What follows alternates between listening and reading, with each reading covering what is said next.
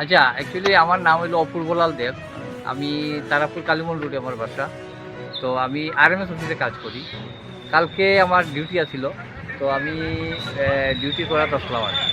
তো আমার অফিসের যে সামনে যে পার্কিংটা, এখানে আমার বাইক রাখা আছে এবং আরও বাইক সবেরই থাকে। তো আমি তো কাজ করি আর খেয়াল নাই, আমার নাইট ডিউটি আছিল। রাত্রে 8টা-9টার সময় হঠাৎ বাইরিয়া এমনি চোখ পড়ছে আর কি, দেখি বাইকটা মিসিং নাই। তো নাই তো সবগুলো বাইকটা সবের আছে, আমার বাইকটা নাই, মানে চুরি হয়েছে সঙ্গে তো বহুত চিন্তা করলাম, এদিক এদিক দেখলাম, আমরা সব স্টাফ মিলিয়া না বাইকটা পাইলাম না। তো ভাবলাম যে এটা চুরি হয়ে গেছে।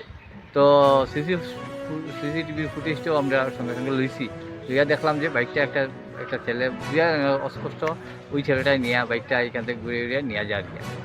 তো ওইভাবে এখন আজকে সকালবেলা আমি আইয়া এফআইআর দিচ্ছি, এবং এফআইআর দেওয়ার আগে আমি এফআইআর ধরে লিখতে আসলাম, হঠাৎ একটা ফোন আইছে আমার কোনো একটা সোর্স থেকে, যে আপনার ওই বাইকটা চুরি হয়েছে না কালকে। বলে হয়, বাইকটা পাওয়া গেছে, আপনার ইমিডিয়েটলি অন্নপূর্ণা ঘাটে এখানে আই।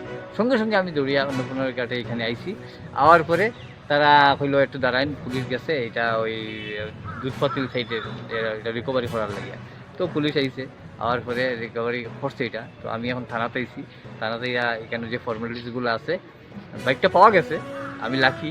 কিন্তু এটা তো বহুত বড় চক্রান্ত আছে, এটার পিছনে একটা যে ছেলেটারে ধরছে তারা, বাচ্চা একটা ছেলে, ইনোসেন্ট টাইপের, কিন্তু নাই, এর পিছনে অনেক বড় গ্যাং আছে।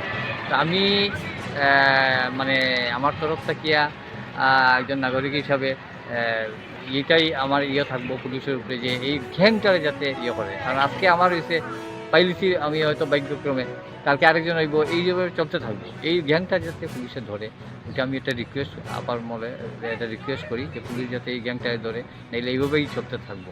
এটাই আমার পাওয়ার আছিল। আর বাইকটা আমি পাইমু, আমার যে ফর্মালিটিস থানার এগুলো তারা করে, এখন করার পরে আমার অফিসে হ্যান্ড ওভার করিয়া দিব আর কি।